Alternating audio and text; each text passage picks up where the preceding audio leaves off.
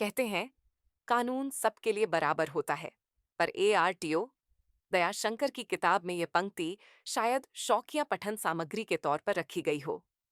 लखनऊ की एक sleeper bus दुर्घटना के बाद साहब के हाथ मानो चिर प्रतीक्षित जैकपॉट लग गया। अब बसों की चेकिंग के नाम पर वसूली का महोत्सव जारी है। साक्षात उदाहरण देखिए। एक वीडियो सामने आया है जिसमें कुल पहाड़ थाने के पास रोकी गई AC स्लीपर बस की बड़े अदब से चेकिंग हो रही है। लेकिन जैसे ही दूसरी स्लीपर बस बगल से निकलती है, सिपाही ऐसे अनदेखा कर देते हैं मानो सास ने बहू को दुपट्टा ओढ़ते देख लिया हो। बड़ी बात तो यह है कि चेकिंग हो रही बस को भी काफी देर बाद साहब का आशीर्वाद प्राप्त हुआ और बिना कोई कार्यवाही के चलता किया गया। अब सवाल यह नहीं कि दाल में कुछ काला है, सवाल यह है कि यहाँ पूरी दाल ही कोयले में पकी हुई लगती है। जिन वाहनों ने साहब दर्शन कर लिया, उन्हें वसूली की मुक्ति मिलती है और बाकी लोग, खासकर गरीब रिक्शे वाले, लाइसेंस बनवाने को लाइन में लगे लोग, वे इस तंत्र के असली दूध वाले बकरा हैं।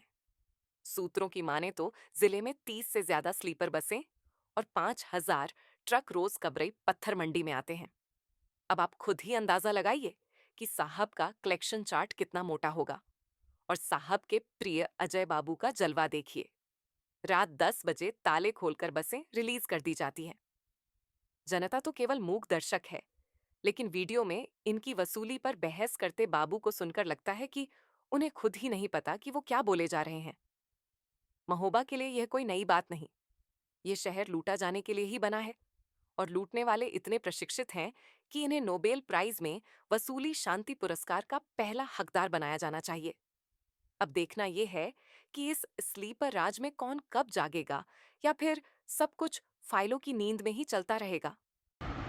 बाबूजी, रात में 10 बजे RTO ऑफिस खुला है, क्या कारण है?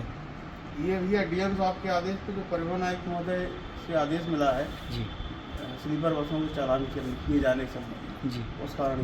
तो गाड़ियाँ तो सीज हो गई हैं वो? हाँ, गाड़ियाँ बंद हैं, दूसरी गाड़ी बंद है। तो सीज हो गई तो अब क्या अब छोड़ने की कार्रवाई की जा रही है? जी। मतलब शाम को बंद की 5 बजे आप छोड़ रहे? अब जो अधिकारी का आदेश है तो हम कैसे? DM साहब का आदेश है? हमारे लिए तो ARTO साहब का आदेश है। मतलब अभी शाम को 5 बजे आप गाड़ी सीज करते हैं, रात में 10 बजे छोड़ रहे हैं, और कैश कहाँ जमा करेंगे आप रात में? साहब के यहाँ रखेंगे, घर पर रख देंगे? जी। तो क्या कोई ये घर का काम है क्या? ये तो अधिकारी बताए भैया, हम क्या बता पाएंगे? हम अपने अधिकारी से कह तो नहीं पाएंगे आपकी तरह के भैया इस तरीके से हम क्या करें क्या नहीं करें। तो कभी ऐसे होता है कि रात में 10 बजे आप खोल के बिल्कुल हुआ है। लोगों का पैसा जमा करवा लेते हैं, रात में छोड़ देते हैं, रात में 10 बजे गाड़ी? हाँ हाँ, ऑन रोड गाड़ियाँ रिलीज करी गई। नहीं, ऑन रोड तो ठीक है, अभी रात में 10 बजे आपने अलग से ऑफिस खोला है केवल गाड़ियाँ छोड़ने के लिए। देखिए, उसके लिए साहब ने चाबी भिजवाई है, हमसे कहा है, इनसे कहा है कि हाँ पहुँचिए, हम भिजवा रहे हैं। आपका नाम क्या है बाबू जी? अजय बाबू, किस पोस्ट पे है आप? वरिष्ठ साहब। अच्छा, कितनी गाड़ियाँ सीज की थी? अभी तो 2 बसें बंद हैं, कितनी छोड़ रहे हैं आप? फिलहाल तो अभी कोई नहीं छोड़ी है। नहीं, अभी पैसा तो आपने ले लिया है, सामने कैश रखा हुआ है ना? कैश रखा है, तो कैश केवल इस वजह से रखा है कि उनका टैक्स का कैलकुलेशन कर रहे हैं। नहीं, कितना बन रहा पैसा है? तो रिसीव कर चुके ना आप तो अपने? नहीं, अभी रसीद नहीं नहीं, तो ये सामने मान लो ये पैसा रखा हुआ है, जी। ये सामने आपने रखा तो गिन के रखा होगा ना आपने? तो नहीं, अभी हमने गिना भी नहीं, तो ऐसी उन्होंने रख दिया, हमने रख लिया है। तो ये तो गिनती करी होगी आपने, ये तो अभी अब हमें ये तो पता चले कि रसीद कितने की कटती है। पैसा रख लिया। और हमने ये बताया चालान के हिसाब से भैया 27,000। नहीं, ये तो चूंकि जहाँ पैसा रखा है ये तो आपकी जिम्मेदारी में चला गया ना पैसा, आपको पता नहीं पैसा कितना है? हमें पता है कितना पैसा है। कितना है? 27,000 और 31,000। 27,000 और 31,000, 2 गाड़ी छोड़ने का? एक गाड़ी का पूरा। एक गाड़ी का 27,000 और 31,000। 31,000। ठीक।